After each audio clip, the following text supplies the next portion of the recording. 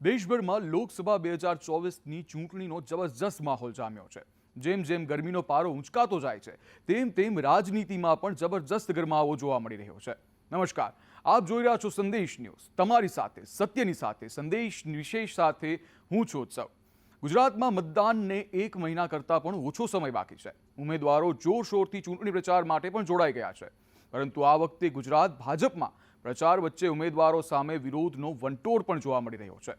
ત્યારે આ વિરોધના વંટોળને શાંત કરીને મતદારોને કેમ ના રીઝવવા તે પણ એક યક્ષ પ્રશ્ન બન્યો છે, જેની સામે ગુજરાત કોંગ્રેસે પણ હરખાવવાની જરૂર નથી, કારણ કે હજી સુધી 4 બેઠક પર કોંગ્રેસ ઉમેદવારના નામ જાહેર નથી કરી શકી। ભલે ગુજરાતમાં પ્રચાર વચ્ચે વિરોધના કારણે ગરમાવો જોવા મળી રહ્યો છે, પરંતુ દેશભરમાં તો જબરજસ્ત રીતે ચૂંટણી પ્રચાર કરવામાં આવી રહ્યો છે। ચૂંટણી માહોલમાં આવેલા ગરમાવા પર જુઓ સ્પેશિયલ રિપોર્ટ। હાય ગરમી, ગરમી આવી સાથે ચૂંટણીની મોસમ લાવી। પ્રચાર શરૂ થતાની સાથે જ રાજનીતિ ગરમાઈ। एक घमंडिया गठबंधन कभी देश का कल्याण नहीं कर सकता है। ગરમી 40 ને પાર, પરંતુ ઉમેદવારોમાં જોશ હાઈ। મતદારોને રીઝવવા પાર્ટીઓ પ્રચાર મેદાનમાં આવી। આ વખતે ગરમીની સિઝનમાં ચૂંટણીની મોસમ આવી છે। સામાન્ય રીતે ચૂંટણી આવે એટલે કહેવાય કે રાજનીતિમાં ગરમાવો આવ્યો છે, ત્યારે આ વખતે ગરમીનો ડબલ ડોઝ રાજકીય પાર્ટીઓને, ઉમેદવારોને અને જનતાને અનુભવવા મળશે। જેમ જેમ ગરમીનો પારો ઊંચકાય છે તેમ તેમ ચૂંટણીના માહોલમાં પણ ગરમાવો આવી રહ્યો છે। ગુજરાતની વાત કરીએ તો 1 મહિનાથી ઓછો સમય મતદાનને છે। ભાજપે એક તરફ 26માંથી 26 બેઠકો પર ઉમેદવારો જાહેર કરી દીધા છે, તો કોંગ્રેસે હજી મહેસાણા, રાજકોટ, નવસારી અને પૂર્વ બેઠક પર ઉમેદવાર જાહેર નથી કર્યા। રાજકોટ બેઠક પર રૂપાલા સામે પરેશ ધાનાણીએ તો ચૂંટણી લડવાની જાહેરાત કરી છે, પરંતુ હજુ આધિકારિક રીતે ઉમેદવાર જાહેર નથી કરાયા। મહેસાણા, નવસારી અને અમદાવાદ પૂર્વ બેઠક પર હજુ સુધી કોંગ્રેસે મુહૂર્તિયા નક્કી નથી કર્યા। અમદાવાદ પૂર્વ બેઠક પર કોંગ્રેસે અગાઉ રોહન ગુપ્તાનું નામ જાહેર કર્યું હતું, પરંતુ રોહન ગુપ્તાએ પહેલા પિતાની બીમારીનું કારણ ધરીને ચૂંટણી લડવાની ના પાડી અને તે બાદ થોડા દિવસમાં તેમણે કોંગ્રેસ પક્ષ સાથે છેડો ફાડી નાખ્યો અને હવે તેઓ ભાજપમાં જોડાઈ પણ ગયા છે। પરંતુ હજુ સુધી કોંગ્રેસ અમદાવાદ પૂર્વ બેઠક પર ઉમેદવાર નક્કી નથી કરી શકી, તો રાજકોટ, મહેસાણા, નવસારી પર હજુ સુધી મનોમંથન કરી રહી છે। કોંગ્રેસે ભલે 4 બેઠકોના નામ હજુ નક્કી ન કર્યા હોય, પરંતુ ભાજપમાં તો 26માંથી 26 બેઠકના ઉમેદવારો ચૂંટણી પ્રચારમાં ઉતર્યા છે। ભાજપે એ પણ નક્કી કરી નાખ્યું છે કે તેમના કયા ઉમેદવારો ક્યારે ઉમેદવારી નોંધાવવાના છે। ગાંધીનગર બેઠક પરથી લડી રહેલા અમિત શાહ 19 એપ્રિલે, CR પાટીલ જેઓ નવસારીથી લડી રહ્યા છે તેઓ 18 એપ્રિલે, રાજકોટથી લડી રહેલા પરસોત્તમ રૂપાલા 16 એપ્રિલે, સાબરકાંઠાથી લડી રહેલા શોભનાબેન બારૈયા 16 એપ્રિલે, ભાવનગરથી લડી રહેલા નિંબુબેન બામણિયા પણ 16 એપ્રિલે, પાટણથી ભરતસિંહ ડાભી 16 એપ્રિલે, બનાસકાંઠાથી રેખાબેન ચૌધરી 16 એપ્રિલે અને પોરબંદરથી મનસુખ માંડવિયા 15 એપ્રિલે ઉમેદવારી નોંધાવશે। દિગ્ગજ ઉમેદવારોના ફોર્મ ભરવાની તારીખ નક્કી થઈ ગઈ છે।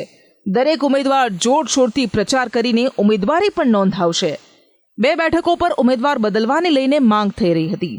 રાજકોટ બેઠક પર ક્ષત્રિય સમાજે રૂપાલાની ટિકિટ રદ કરવાની માંગ કરી છે, તો સાબરકાંઠા બેઠક પર શોભનાબેન બારૈયાને બદલે અન્ય ઉમેદવારને ટિકિટ આપવાની માંગ સાબરકાંઠા ભાજપમાં જ જોવા મળી છે। પરંતુ બંને ઉમેદવારના ફોર્મ ભરવાની તારીખ નક્કી થઈ જતા એ વાત સ્પષ્ટ થઈ ગઈ છે કે ભાજપ રાજકોટ અને સાબરકાંઠા બેઠક પર ઉમેદવાર બદલવા તૈયાર નથી। ક્ષત્રિય સમાજ રૂપાલાની ટિકિટ રદ થાય તે માટે સતત વિરોધ કરી રહ્યો છે। રાજકોટથી શરૂ થયેલો આ વિરોધ રાજ્યના તમામ જિલ્લાઓ સુધી પહોંચ્યો। ક્ષત્રિય સમાજ આ જન આક્રોશને દેશવ્યાપી બનાવવા માંગે છે। ક્ષત્રિય સમાજ રૂપાલાને માફી આપવા તૈયાર નથી અને બીજા ઉમેદવારને મૂકવામાં આવે તેવી માંગ કરી રહ્યો છે, પરંતુ ભાજપે પણ રૂપાલાને ચૂંટણી પ્રચારમાં ઉતારીને સ્પષ્ટ સંદેશો આપ્યો છે કે રાજકોટ બેઠક પર ઉમેદવાર નહીં બદલવામાં આવે। રાજનીતિમાં તો અત્યારે પ્રચારની સાથે આર પારની રાજનીતિ જોવા મળી રહી છે। ભાજપે ભલે 26 ઉમેદવારો જાહેર કરી દીધા, પરંતુ કેટલીક બેઠકોમાં અસંતોષની આગ ભડકે બળી હતી, તો બીજી તરફ રૂપાલાના વિવાદિત નિવેદને આ આગમાં ઘી હોમવાનું કામ કર્યું. ત્યારે પ્રચાર પહેલા વિવાદોને કારણે ગુજરાતમાં ચૂંટણીનો માહોલ જબરદસ્ત જામ્યો છે. તો હવે વાત ગુજરાત બહાર દેશમાં જોવા મળી રહેલા ચૂંટણી માહોલની અને પ્રચારના ગરમાવાની કરીએ. જબરદસ્ત ગરમી પડી રહી છે અને આ ગરમી વચ્ચે રાજનીતિમાં પણ જબરદસ્ત ગરમાવો જોવા મળી રહ્યો છે. પહેલા તબક્કાની મતદાનની તારીખ જેમ જેમ નજીક આવી રહી છે તેમ તેમ પ્રચારની ગાડી પણ પૂરપાટ ઝડપે આગળ વધી રહી છે. 19 એપ્રિલથી લોકસભાના મહાપર્વની શરૂઆત થઈ રહી છે. પ્રથમ તબક્કામાં 102 બેઠક પર મતદાન યોજાવાનું છે. 1625 ઉમેદવારો પ્રચાર મેદાનમાં ઉતર્યા છે. એ તમામ લોકસભા બેઠકો જ્યાં ચૂંટણી યોજાવાની છે ત્યાં દિવસ રાત પ્રચારના ઢોલ જ કાને સંભળાઈ રહ્યા છે. 21 રાજ્યો અને કેન્દ્ર શાસિત પ્રદેશમાં ચૂંટણી યોજાવાની છે. તેવામાં મતદારોને રીઝવવા માટે રાજકીય પાર્ટીઓ એડી ચોટીનું જોર લગાવતી જોવા મળી રહી છે. પ્રચાર મેદાનમાં ભાજપ ફૂલ ફોર્મમાં છે. ભારતીય જનતા પાર્ટીના કેપ્ટન નરેન્દ્ર મોદી ખુદ ઓપનિંગમાં ઉતરીને ધુઆંધાર બેટિંગ કરી રહ્યા છે. મેરઠ લોકસભા બેઠક પર ભાજપના ઉમેદવાર અરુણ ગોવિલ માટે તેમણે ચૂંટણી સભાના શ્રી ગણેશ કર્યા.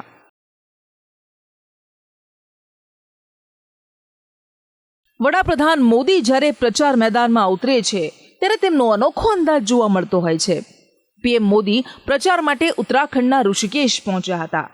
જાહેર સભાને સંબોધતા પહેલા તેઓ સ્ટેજ પર ડમરૂ વગાડતા જોવા મળ્યા હતા. પીએમ મોદીની ડમરૂ વગાડવાની સ્ટાઇલ હાજર સૌ કોઈને ખૂબ ગમી હતી. સંબોધન શરૂ કરતા પહેલા પીએમ મોદીએ ગઢવાલી ભાષામાં સ્થાનિક લોકોને શુભેચ્છા પણ આપી હતી. કોંગ્રેસ પર પ્રહાર કરતા તેમણે કહ્યું હતું કે તેઓ ભગવાન રામના અસ્તિત્વ પર સવાલ ઉઠાવતા આવ્યા છે.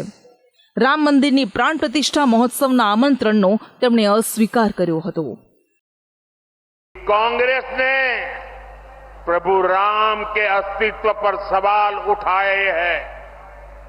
ये कांग्रेस ही है जिसने पहले राम मंदिर का विरोध किया.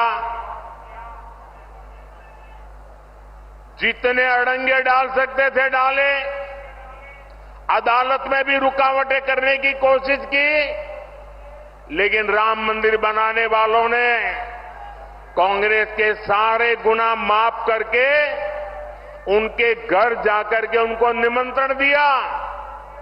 लेकिन इनका दिमाग कैसा है पता नहीं. घर जाकर के निमंत्रण दिया गया था. प्रभु राम के प्राण प्रतिष्ठा का अवसर था, उन्होंने उसका भी बहिष्कार कर दिया. વડાપ્રધાન નરેન્દ્ર મોદી આગામી દિવસોમાં મધ્યપ્રદેશ, કર્ણાટક, કેરળ, તમિલનાડુ, બિહાર, પશ્ચિમ બંગાળ, આસામ અને ત્રિપુરામાં પણ ચૂંટણી પ્રચાર કરતા જોવા મળશે. 14 એપ્રિલથી 17 એપ્રિલ સુધીનો ચૂંટણી પ્રચારનો કાર્યક્રમ જાહેર કરી દેવાયો છે. વડાપ્રધાન 14 એપ્રિલ રવિવારે મધ્યપ્રદેશના હોશંગાબાદમાં ચૂંટણી પ્રચાર કરવાના છે. તે બાદ તેઓ કર્ણાટકના મૈસૂરમાં ચૂંટણી પ્રચાર કરશે. મેંગલોરમાં રોડ શો પણ યોજશે. 15 એપ્રિલે તેઓ કેરળના ત્રિશુરમાં જાહેર સભાને સંબોધન કરવાના છે. તે બાદ તિરુવનંતપુરમમાં પણ સભાને ગજવશે. સાંજે 4 કલાકે તિરુનલવેલીમાં જાહેર સભાને ગજવશે. મંગળવારે 16 એપ્રિલે તેઓ સવારે બિહારના ગયામાં સભા સંબોધશે. તે બાદ પૂર્ણિયામાં જનસભાને સંબોધન કરશે. તે જ દિવસે પશ્ચિમ બંગાળમાં પ્રચાર કરશે. ગુવાહાટીમાં તેઓ રાત્રિ રોકાણ કરશે. 17 એપ્રિલે અગરતલામાં જાહેર સભાને સંબોધન કરશે. 4 દિવસમાં જ પીએમ મોદી 8 રાજ્યોમાં ઝંઝાવાતી ચૂંટણી પ્રચાર કરશે. ભીષણ ગરમી વચ્ચે પણ પીએમ મોદીના ચૂંટણી પ્રચારમાં જોશ હાઈ જોવા મળશે. વડાપ્રધાન નરેન્દ્ર મોદી સભાઓ ગજવી રહ્યા છે તો ગૃહમંત્રી અમિત શાહ પણ જોરશોરથી પ્રચારમાં ઉતર્યા છે. અમિત શાહે મધ્યપ્રદેશની ખજુરાહો બેઠક પર ભાજપના ઉમેદવાર માટે ચૂંટણી પ્રચાર કર્યો અને સભા ગજવી. અમિત શાહે પોતાના સંબોધનમાં ઇન્ડિયા ગઠબંધનને ભ્રષ્ટાચારીઓનો જમાવડો ગણાવ્યો અને કહ્યું કે ચોરી કરી ભ્રષ્ટાચાર કર્યો છે તો તેને જેલમાં જવા માટે તૈયાર રહેવું પડશે. जेल में जा रहे हैं, छातियां पीट रहे हैं, हमें ये कर दिया, हमें वो कर दिया. मोदी जी ने 2014 में आने के पहले देश की जनता को वादा किया था, एक एक भ्रष्टाचारियों को चुन चुन कर जेल की सलाखों के पीछे भेजेंगे। मुझे बताओ खजुराहो वालों, ये भ्रष्टाचारियों को जेल की सलाखों के पीछे डालना चाहिए या नहीं डालना चाहिए? जरा जोर से बोलो, डालना चाहिए या नहीं डालना चाहिए? मैं आज खजुराहो की धरती पर कह कर जाता हूं, 12 लाख करोड़ रुपया, 12 लाख करोड़ रुपया देश के गरीबों का है, युवाओं का है, माताओं का है, किसानों का है, पाई पाई लौटानी पड़ेगी और जिन्होंने चोरी की है इसको जेल में जाना पड़ेगा। તો ઇન્ડિયા ગઠબંધનના નેતા અને કોંગ્રેસના પૂર્વ રાષ્ટ્રીય અધ્યક્ષ ચૂંટણી મેદાનમાં જાહેર સભાઓ ગજવી રહ્યા છે. રાહુલ ગાંધીએ બિકાનેર લોકસભા બેઠક પર ચૂંટણી પ્રચાર કર્યો. જાહેર સભામાં રાજસ્થાનના મુખ્યમંત્રી અશોક ગેહલોત, સચિન પાયલટ સહિતના નેતાઓ ઉપસ્થિત રહ્યા. રાહુલ ગાંધીએ પોતાના સંબોધનમાં કહ્યું કે જો અમારી સરકાર બનશે તો એક ઝટકામાં ગરીબી હટી જશે. ગરીબોના ખાતામાં દર મહિને ખટાખટ રૂપિયા 8,500 જમા થશે અને તેનાથી ગરીબી दूर થશે. अगर गरीब हो, चाहे मजदूरी करते हो,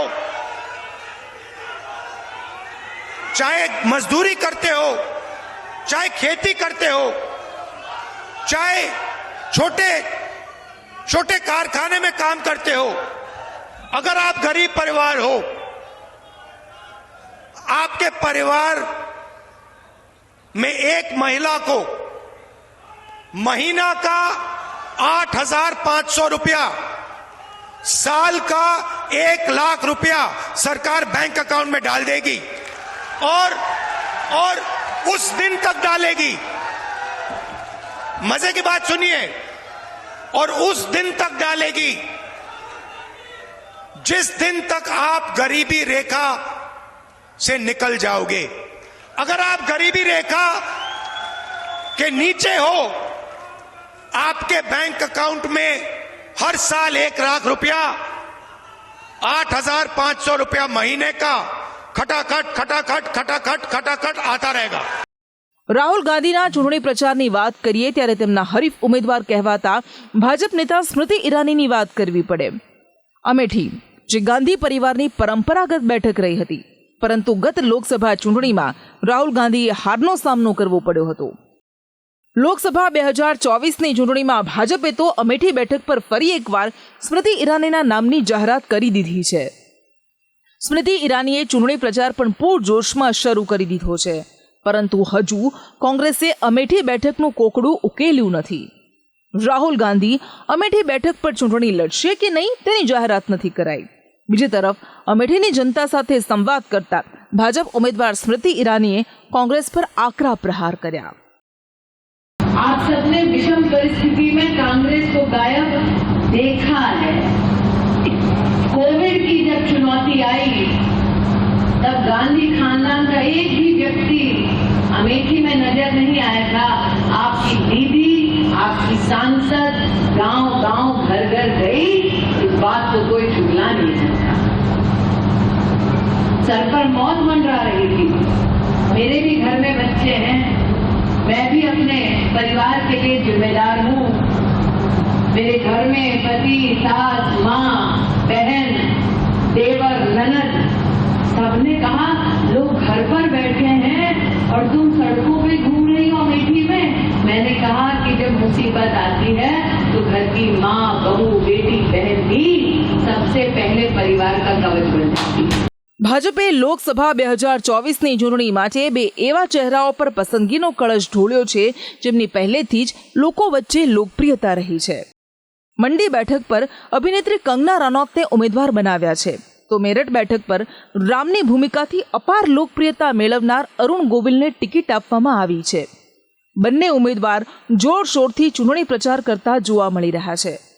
કંગના રનૌત હિમાચલ પ્રદેશની પરંપરાગત સંસ્કૃતિને સાથે રાખીને ચૂંટણી પ્રચાર કરે છે, કાર્યકરો સાથે સંવાદ કરે છે, જુદા જુદા સ્થળે સભાને સંબોધન કરે છે. તો બીજી તરફ અરુણ ગોવિલ પણ મેરઠ બેઠક પર રોડ શો યોજે છે અને પ્રજા સાથે સંવાદ સાધવાનો પ્રયત્ન કરી રહ્યા છે. नवरात्रि का ये तीसरा दिन है। इस पावन तृतीय नवरात्रि पे आपको पता है पूरा देश जो है वो देवी की पूजा में लीन है।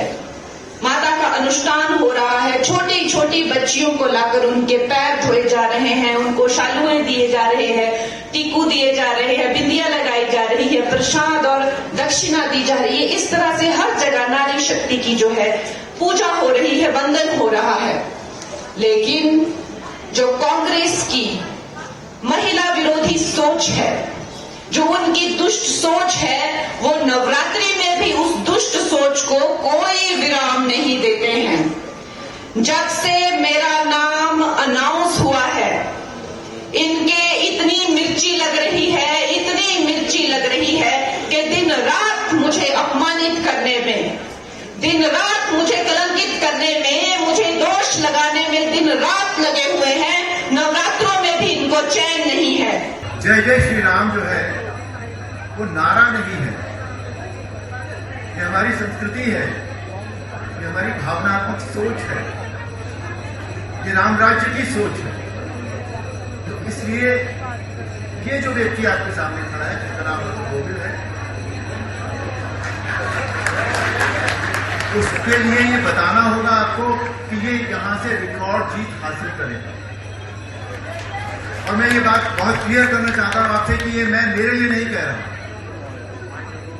ये मैं इस कॉन्स्टिट्यूएंसी के लिए कह रहा हूं। ये हमारे उस आस्था का प्रतीक होगा जो हमारी भगवान श्री राम में है।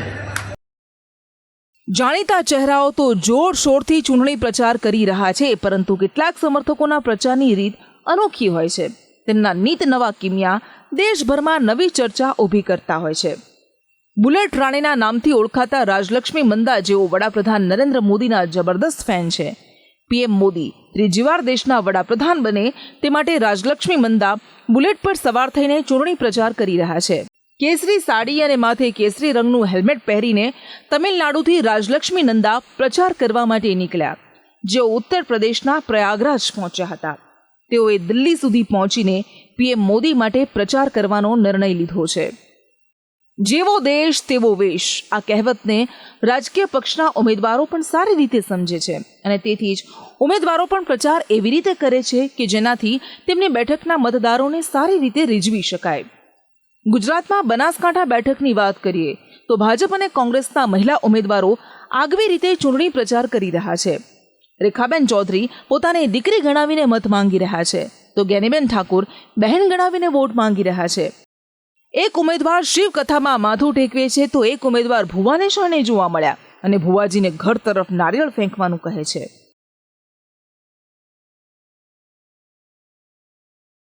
બીજી તરફ રૂપાલા માટેના ચૂંટણી પ્રચારમાં રામ મોકરિયા ઢોલી પર રૂપિયાનો વરસાદ કરતા જોવા મળ્યા. 500ની નોટ પોતાના ખિસ્સામાં મૂકે છે અને ઢોલીના ખિસ્સામાંથી 50-50ની નોટ કાઢે છે અને તેને ઉડાવી પાછી તે જ નોટ ઢોલીના ખિસ્સામાં મૂકે છે.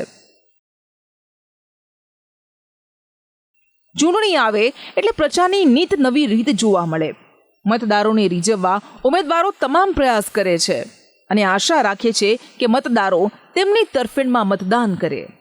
ત્યારે ઉમેદવારોના ઉત્સાહની તો વાત કરી, પરંતુ હવે પછીના રિપોર્ટમાં વાત કરીશું મતદારોના ઉત્સાહની. ગરમીમાં પણ મતદારો વોટિંગને લઈને કેટલા ઉત્સાહિત છે તે જોઈશું હવે પછીના રિપોર્ટમાં. સંદેશ ન્યૂઝ સ્પેશિયલ રિપોર્ટ.